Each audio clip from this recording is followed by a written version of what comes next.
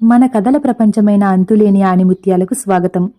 కథలోకి వెళ్లే ముందు మీరు కనుక మన ఛానల్ను మొదటిసారి చూస్తున్నట్లయితే దయచేసి లైక్ చేసి సబ్స్క్రైబ్ చేసుకోండి. పక్కనే ఉన్న గంట సింబల్ని కూడా క్లిక్ చేయండి. Welcome to my story.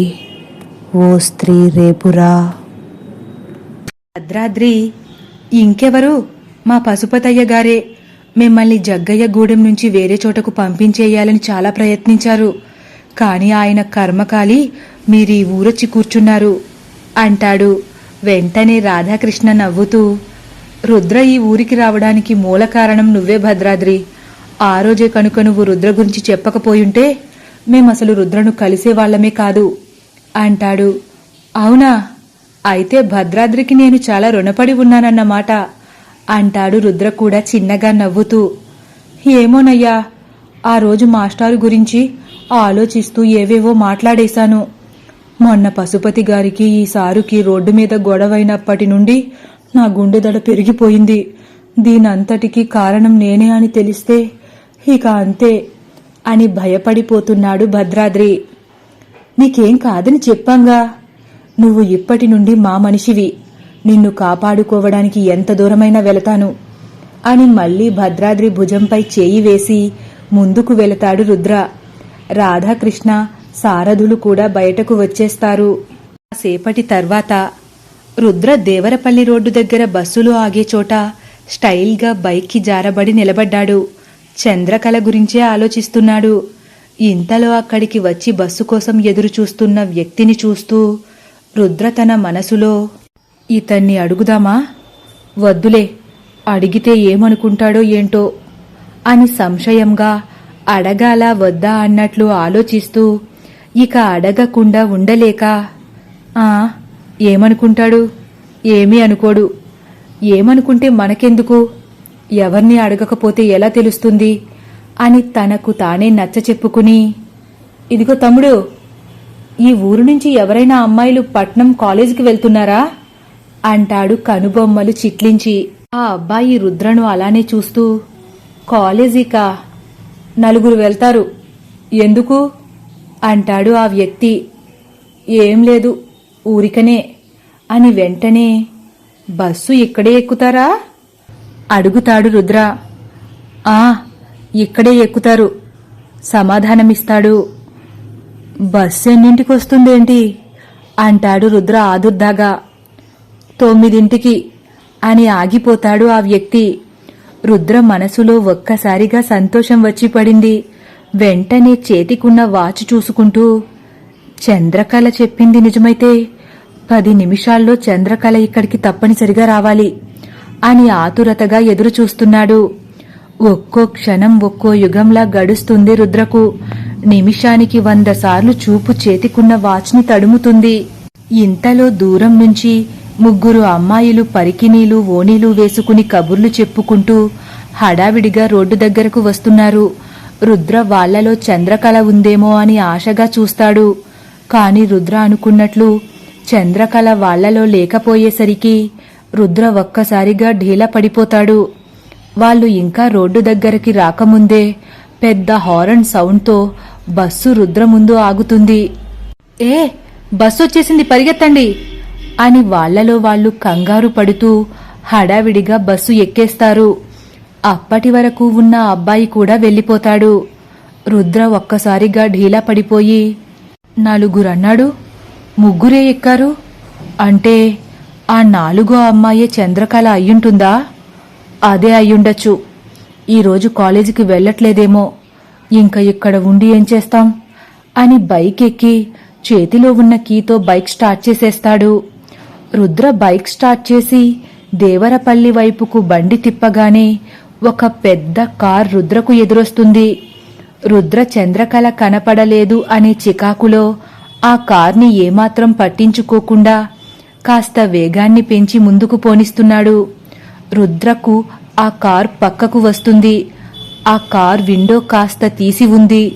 ఆ విండోలోంచి ఎవరో అమ్మాయి జుట్టు, కళ్ళు, ముక్కు కనిపిస్తాయి. అలా చూస్తూనే రుద్ర వేగంగా కార్ని దాటి ముందుకు వెళ్లిపోతాడు. ఆ కార్ కూడా ముందుకు వెళ్లిపోతుంది. రుద్ర మాత్రం సడన్ గా బ్రేక్ వేసి వెనక్కి తిరిగి వేగంగా వెళ్తున్న కార్ వైపు చూసి చంద్రకళ అని ఆశ్చర్యపోయి సంతోషంగా బైక్ని వెనక్కి తిప్పి ఆ కార్ని వెంబడిస్తున్నాడు. ఎలాగైతే ఆ కార్ విండో దగ్గరకు వెళ్లి చంద్రకళను చూసి నవ్వుతూ నిన్ను కనిపెట్టేశానన్నట్లు కనుబొమ్మలు ఎగరేస్తాడు. రుద్రను చూసిన చంద్రకళ ముఖం చిట్లించి కోపంగా వెంటనే కార్ విండో మూసేస్తుంది. రుద్ర చంద్రకళ తీరుకు నివ్వెరబోయి బైక్ ఆపేస్తాడు. ఏంటి ఈ అమ్మాయి నేనెవరో తెలీదన్నట్లు అలా చూసింది, విండో కూడా వేసేసింది అనుకుంటూ బహుశా వాళ్ళ నాన్నగారు ఉన్నారేమో, అందుకే భయపడుతుంది పాపం. అయినా ఆడపిల్లలకు మనకున్నంత ధైర్యం ఎక్కడుంటుంది? ఎలాగైనా ఈ కార్ని ఫాలో అయితే ఏమాత్రం కష్టపడక్కర్లేకుండానే చంద్రకళ ఎవరో ఈజీగా తెలుసుకోవచ్చు అనుకుంటూ వేగంగా బైక్ కిక్కొట్టి ఫాస్ట్గా ఆ కారుని ఫాలో అవుతాడు రుద్ర. అలా రుద్ర ఆ కార్ని వెంబడిస్తూనే ఉన్నాడు. ఆ కార్ ఎంత వేగంగా వెళుతుందో రుద్ర కూడా వాళ్ళకి అనుమానం రాకుండా అంతే వేగంగా పోనిస్తున్నాడు. అలా 10 నిమిషాల్లో ఆ కారు జగ్గయ్య గూడెం చేరుకుంటుంది. ఆ అమ్మాయి ఏ కాలేజీలో చదువుతుందో కూడా తెలుసుకోవాలని రుద్ర చాలా ఆత్రంగా ఉన్నాడు. అలా వెళుతూ ఆ కార్ కాసేపటికి జగ్గయ్య గూడెంలో ఉన్న ఉమెన్స్ కాలేజీ ముందు సడన్ గా ఆగుతుంది. రుద్ర కూడా కాస్త దూరంలోనే ఆగిపోయి, ఓహో, ఉమెన్స్ కాలేజీలో చదువుతుందా? మా స్టేషన్కి చాలా దగ్గరలోనే చంద్రకళ ఉంటుందన్నమాట అని మనసులో సంబరపడిపోతూ బైక్ స్టాండ్ వేసి కారు వైపు చూస్తున్నాడు. ఇంతలో డ్రైవర్ కార్ దిగుతాడు. వెనక డోర్ కూడా ఓపెన్ చేసి చంద్రకళ చేతిలో బుక్స్తో కార్ దిగి వెనక్కి చూడకుండా తలదించుకుని కాలేజీ గేటు వైపు నడుస్తుంది. డ్రైవర్ కూడా చంద్రకళ వెనక 10 అడుగుల దూరంలో నడుస్తూ గేట్ దగ్గరకు వెళుతున్నాడు. రుద్ర ముందుకు వచ్చి చంద్రకళను పలకరిద్దామంటే డ్రైవర్ ఉండడంతో ఏం చెయ్యాలో అర్థం కాక బైక్కి ఉన్న ఆ కీని వేగంగా తీసుకుని ఈ కార్ దగ్గరకు వస్తున్నాడు. చంద్రకళ గేట్ దగ్గర ఆగి వెనక్కి తిరిగి డ్రైవర్ వైపు చూసి, ఇక వెళ్ళిపోరంగా అని కోపంగా చెప్పి లోపలకు వెళ్ళిపోతుంది. సరేనమ్మా అని డ్రైవర్ గేట్ దగ్గరే ఆగిపోయి నిలబడి లోపలకు వెళ్తున్న చంద్రకళను చూస్తూ ఉన్నాడు. అది చూసిన రుద్ర, అబ్బా, లోపలికి వెళ్ళిపోయింది, వీడు కదిలేలా లేడు. నేనూహించినట్లే చంద్రకళ బాగా బలిసిన వాళ్ళ అమ్మాయేనన్నమాట. సర్లే, ఏం చేస్తాం, ఎక్కడ చదువుతుందో తెలిసింది కాబట్టి ఎప్పుడైనా మాట్లాడచ్చు. కానీ తను ఎవరో కూడా తెలుసుకోవాలి అనుకుంటూ చికాకుగా గేట్ దగ్గరకు వచ్చి చంద్రకళని చూస్తూ ఉన్న డ్రైవర్ దగ్గరకు వెళ్లి గట్టిగా చిటికేస్తాడు. డ్రైవర్ పక్కకు చూసి, ఏంటి అంటాడు. ఆ అమ్మాయిని అలా చూస్తున్నావేంటి? ఎవరు నువ్వు? ఉమెన్స్ కాలేజ్ దగ్గర నీకు పనేంటి? అమ్మాయిల్ని ఏడిపించడానికి వచ్చావా అంటాడు గంభీరంగా. నువ్వెవడ్రా నన్నడగడానికి అంటాడు రంగా కూడా దురుసుగా. ఎవరా అంటూ జేబులో ఉన్న ఐడి కార్డు తీసి కోపంగా చూస్తూ, ఇప్పుడు తెలిసిందా? లోపలేసి 2 తన్నే వరకు తెలీదా అంటాడు. రుద్ర ఐడిలో ఖాకీ యూనిఫాంలో ఉన్న రుద్ర ఫోటో చూసి, అయ్య బాబోయ్, మీరు పోలీసా, క్షమించండి అని చేతులు కట్టుకుని, నేనెవర్నీ ఏడిపించడానికి రాలేదండి, ఆవిడ మా అమ్మాయి గారు, రోజూ కాలేజీలో దింపి మళ్ళీ సాయంత్రం వచ్చి తీసుకువెళ్తాను అంటాడు. నేను నమ్మను అంటాడు రుద్ర. నిజమండి, నన్ను నమ్మండి అంటాడు భయపడుతూ రంగా. మరి దింపేశావుగా, ఇంకా వెళ్లకుండా ఇక్కడే ఉన్నావే? ఆవిడ క్లాస్ రూంలోకి వెళ్లే వరకు ఇక్కడే ఉండి జాగ్రత్తగా చూసుకోమని మా వెంకటపదయ్య గారు చెప్పారండి అంటాడు చేతులు కట్టుకుని. రుద్ర ఏదైతే తెలుసుకోవాలనుకున్నాడో అది తేలికగా తెలిసిపోవడంతో ఒక్కసారిగా మనసులో ఆనందం వచ్చిపడింది. కాని అదేమీ రంగాకు తెలియనివ్వకుండా, వెంకటపతి గారంటే దేవరపల్లిలో ఉంటారు, పశుపతి గారు వాళ్ళ అన్నయ్య గారేనా అని సందేహంగా అడుగుతాడు. అవునయ్యా, ఆయనే అని తలాడిస్తాడు రంగా. అయితే ఆ అమ్మాయి వెంకటపతి గారి అమ్మాయి చంద్రకళ అంటాడు ఆరా తీస్తున్నట్లు. కాదండి, ఈవిడ శశిరేఖమ్మ. పాపం చంద్రకళమ్మ ఈ మధ్య చచ్చిపోయిందయ్యా అంటాడు దీనంగా రంగా. రుద్ర కనుబొమ్మలు ఆశ్చర్యంతో పైకి లేచాయి. గద్గదమైన గొంతుతో చచ్చిపోయిందా అంటాడు. అవునయ్యా, అందుకే మా వెంకటపతి గారు శశిరేఖమ్మను జాగ్రత్తగా చూసుకోమని మరీ మరీ చెప్పారు. అందుకే క్లాసులోకి వెళ్లే వరకు ఇక్కడి నుండి కదలను అని జవాబిచ్చాడు. చంద్రకళకు ఈ అమ్మ ఏమవుతుంది అంటాడు ఇంకా నమ్మకం కుదరక రుద్ర. శశిరేఖమ్మ చంద్రకళమ్మ చెల్లయ్యా అంటాడు రంగా. రుద్ర ఇంకా ఆశ్చర్యంలోనే ఉన్నాడు. అంటే ఇద్దరూ ఒకలానే ఉన్నారు, కవలలా అంటాడు. అవునయ్యా అంటాడు రంగా. ఆ మాటతో రుద్ర మనసు ముక్కలైపోతుంది. కళ్ళు తడిబారతాయి. ఏం మాట్లాడాలో అర్థం కాక వచ్చే దుఃఖాన్ని ఆపుకుంటూ, సరే ఇక్కడే నుంచుని ఆ అమ్మాయిని అలా చూస్తుంటే తప్పుగా అనుకున్నాను, ఏమీ అనుకోకు అని రంగా భుజంపై చేయి వేసి జేబులో ఉన్న కళ్ళజోడు తీసి కళ్లకు పెట్టుకుని అక్కడి నుండి వేగంగా బండి దగ్గరకు వచ్చేస్తాడు. బైక్ స్టార్ట్ చేసి దేవరపల్లికి బయలుదేరిపోయాడు. చాలా వేగంగా బైక్ నడుపుతున్నాడు. ఆ కళ్ళజోడు చాటున దాగిన కళ్ళ నుంచి 2 కన్నీటి ధారలు చెంపలపైకి జారుతున్నాయి. అలా వస్తూ చంద్రకళ మొదటి పరిచయాన్ని గుర్తు చేసుకుంటాడు. మళ్ళీ రెండోసారి కూడా చంద్రకళను కలిసిన ఆ జ్ఞాపకాలను, చంద్రకళ మాటలను గుర్తు చేసుకుంటూ ఎడమ చేతితో కన్నీటిని తుడుచుకుని, చంద్రకళ దెయ్యమా? అంత మంచి అమ్మాయి ఎలా చచ్చిపోయింది? అందుకేనా 2 సార్లు చీకటి పడ్డాకనే కనిపించింది? అయితే ఊళ్ళో జనాన్ని చంపుతున్న ఆ దెయ్యం చంద్రకళేనా అనుకుంటూ, ముమ్మాటికి కాదు, అదే నిజమైతే ఈ పాటికే నన్ను చంపేసుండాలి కదా. నేను ఆపదలో ఉన్న 2 సార్లు నన్ను క్షేమంగా ఇంటికి చేర్చిందంటే తప్పకుండా ఈ హత్యలు తను చేసుండదు. ఆ స్వామీజీ చెప్పినట్లు ఆపదలో మాకు సహాయపడుతున్న శక్తి చంద్రకళేనా? ఏమో, నా బుర్ర పిచ్చెక్కిపోతుంది. అబ్బా, ఎందుకో గట్టిగా ఏడవాలనిపిస్తుంది. చంద్రకళ ఎలా చచ్చిపోయింది?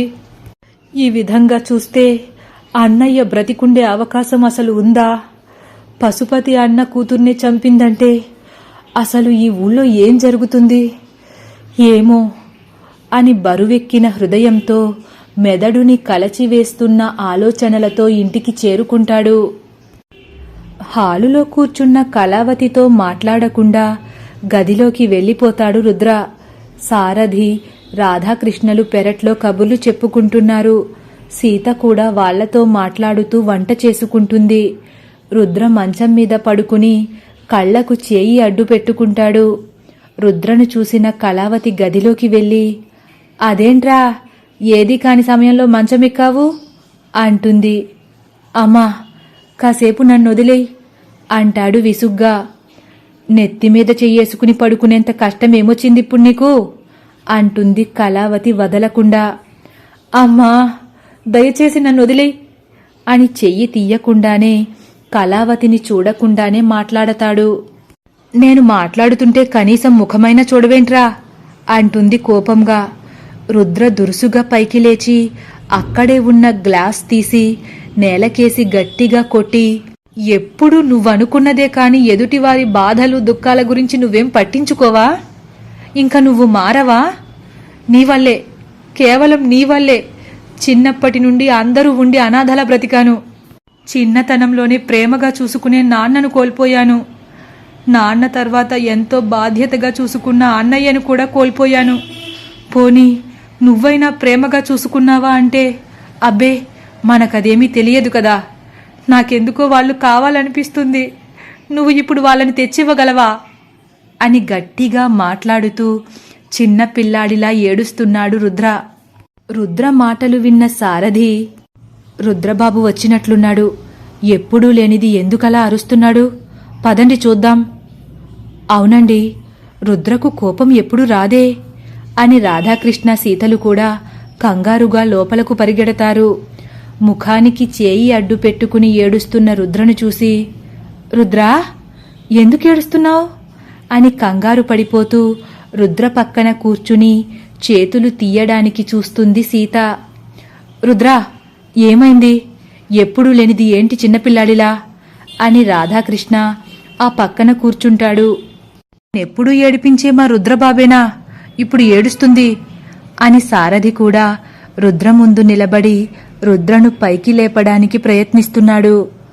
కాసేపు వదినా, నేనే బయటకు వస్తాను, అందరూ వెళ్ళిపోండి ప్లీజ్ దిగులుగా చెబుతాడు. రుద్ర అలా అనేసరికి ఇక ముగ్గురు ఏం మాట్లాడకుండా బయటకు వచ్చేస్తారు. కళావతి కూడా ఏడుస్తూ బయటకు వస్తుంది. ఏంటత్తయ్య గారు, రుద్ర ఎందుకలా అరిచాడు? ఇప్పుడు ఎందుకు ఏడుస్తున్నాడు? సీత కూడా దిగులుగానే మాట్లాడుతుంది. ఏమో, నాకేం తెలుసు. వచ్చిన వెంటనే ఏం మాట్లాడకుండా మంచం ఎక్కేశాడు. ఎందుకెక్కావని అడిగినందుకు నా మీద పడిపోయాడు. వాళ్ళ నాన్న అన్నయ్య నా వల్లే దూరం అయిపోయారంట. వాళ్ళందర్నీ ఇప్పుడు తెచ్చివ్వాలంట. వాడు ఏడిసినంత మాత్రాన నేనెక్కడి నుంచి తీసుకొస్తాను అని ఆవేశంగా మాట్లాడేస్తుంది. అవునండి, ఒక మనిషి పోయాక ఎలా తీసుకురాగలం? అసలు తీసుకురాలేము అంటుంది సీత కూడా నిరాశగా.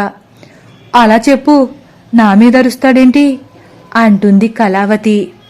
కానీ పోయిన మనిషిని తీసుకురాలేని మనం వాళ్ళు ఉన్నప్పుడు దూరం చేసుకోకూడదు. పోయిన వాళ్లను తీసుకురాలేకపోవడం మన తప్పు కాకపోవచ్చు, కానీ కారణం లేకుండా ఈర్ష్య, ద్వేషం, అసూయలతో ఉన్న వాళ్లను దూరం చెయ్యడం మాత్రం ముమ్మాటికి మన తప్పే అవుతుంది. ఒక మనిషి మనసుని సంతోషపెట్టగలిగేటట్లు మీకు మాట్లాడడం రానప్పుడు బాధ పెట్టేటట్లు కూడా మాట్లాడకపోతే మంచిదేమో. ఎదుటి వాళ్లను బాధ పెట్టి సంతోషపడడం మనుషుల లక్షణం కాదు. పైనున్న భగవంతుడు అన్నీ చూస్తుంటాడు. మన మాటల వల్ల కానీ చేతల వల్ల కానీ కావాలని ఎవరినైనా బాధ పెడితే దానికి పర్యవసానం అనుభవించాల్సిందే అని శాంతంగా చెప్పుకొస్తుంది సీత. ఆ మాటలు విన్న కళావతి ఏం మాట్లాడలేకపోతుంది. గదిలో ఉన్న రుద్రకు కూడా సీత మాటలు స్పష్టంగా వినిపిస్తాయి. కాసేపటి తర్వాత కళావతి రుద్ర దగ్గరకు వెళ్లి కాళ్ల దగ్గర కూర్చుని, నన్ను క్షమించరా రుద్రబాబు, నిజమే, బాగా ఆలోచించాను. నా వల్లే నువ్వు అందరినీ కోల్పోయి అనాథలా మిగిలిపోయావు. తదుపరి భాగం కోసం వేచి ఉండండి. ఒకవేళ నా కథ కానీ మీకు నచ్చినట్లయితే లైక్ చేసి సబ్స్క్రైబ్ చేయడం మర్చిపోకండి. Thank you for watching.